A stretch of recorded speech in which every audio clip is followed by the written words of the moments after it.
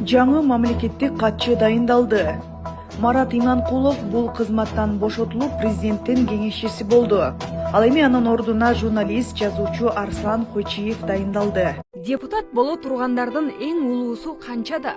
Кара Суудагы номер 7 шайлоо округунда эң алдыңкы үчтүккө кирген Гүлай Машырапова 69 жашта. Ал шайлоочулардын 3469 добушун алган. Талапка ылайык чакырылыштын биринчи жыйынын эң улуусу ачып берет.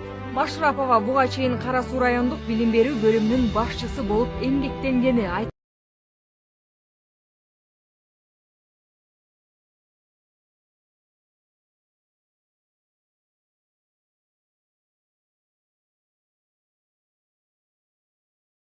Депутат боло тургандардын эң улуусу канчада?